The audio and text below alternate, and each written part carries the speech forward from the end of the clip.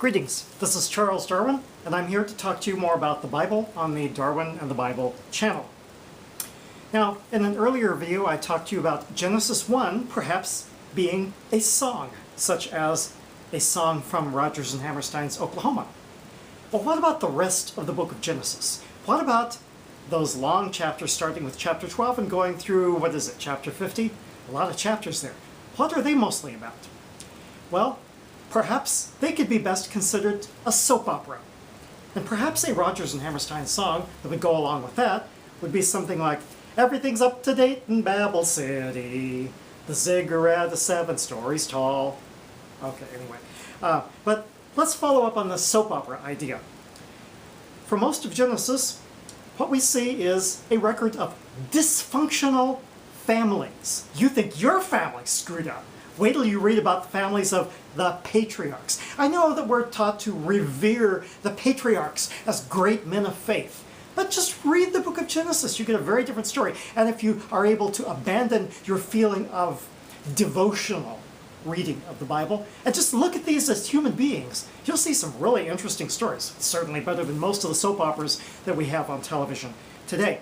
I first got this idea from reading the works of Karen Armstrong, and I'm thankful for that. Well, let me go down the list. Start with Adam and Eve. What happens when they disobey God? They play the blame game. Well, she told me to. And then Eve said, well, the serpent told me to. Okay, the blame game. Secondly, Cain and Abel. 2 brothers. Cain kills Abel out of jealousy. Okay, the third one. Noah, after the flood, he got drunk, and his grandson did something, so he cursed his grandson. Noah was lying naked in his tent. Well, I don't think you could even put that one on television. There's half of the Bible that you can't put on television. It gets worse. What about the fourth one? Lot's daughters. Well, when Lot was in Sodom, the people were starting to bang on the door, and then Lot said, well, you know, they're asking for these 2 visitors, but I'm going to put my daughters out, my virgin daughters out, for them to know instead. What kind of a father would do that? No wonder his daughters were all screwed up. Which takes us directly to the next thing. When Lot's daughters and Lot were out in the wilderness after the destruction of Sodom and Gomorrah, they got him drunk, and then they got him to have sex with them. How screwed up is that? No wonder, of course.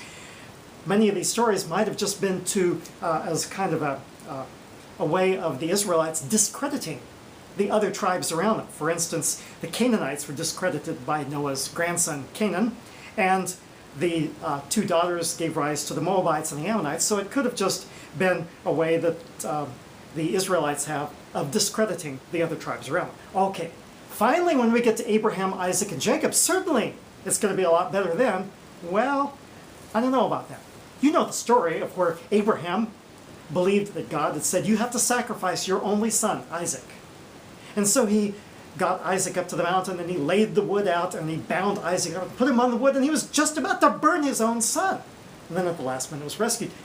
Now the question I want to ask is, what kind of an effect, a psychological impact, do you think that might have had on Isaac? No wonder Isaac was screwed up. Was Isaac screwed up? That takes us to number 7.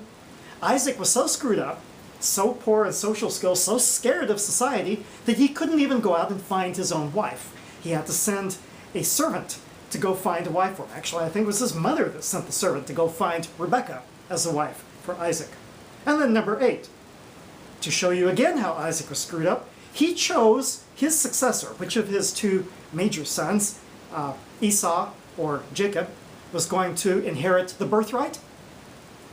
The way Isaac made his decision was, I'm going to give my birthright to whoever could make the best venison stew. Is that mixed up or what? Oh, that's just the beginning. The 9th point is that Jacob tricked Isaac, who was old and blind, into thinking that he was Esau, so that he would receive the birthright.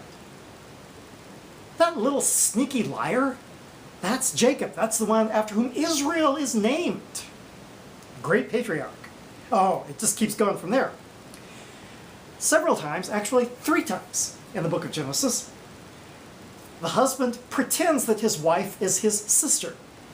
Abraham did it twice, Isaac did it once. What's going on with that? Then point number 11. There's the story of Judah and the whore by the side of the road. But the whore turned out to be his daughter-in-law, Tamar. Okay, don't think that could be on TV. Well, it gets worse. Point number 12. Joseph was sold into slavery. His brothers hated him so much, you gotta admit he sort of asked for it. He kept having dreams saying that I'm going to be a ruler over all of my older brothers. Well, maybe he was asking for it, but you still gotta admit it was mean for them to pretend that he had been killed and then instead to sell him into slavery in Egypt. And number 13, let me end with this.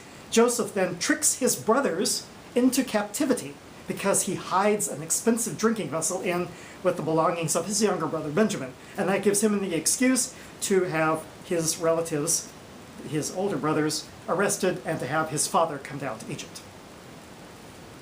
Well, now is that mixed up or is that not? That just shows you that these great patriarchs were not necessarily that great, that this is really a soap opera story of a series of dysfunctional families. And so throughout the Old Testament, you see where it's written, the God of Abraham, Isaac, and Jacob. You know what? I can almost hear God saying, when he hears that, don't remind me! This is Charles Darwin. Tally ho, and amen.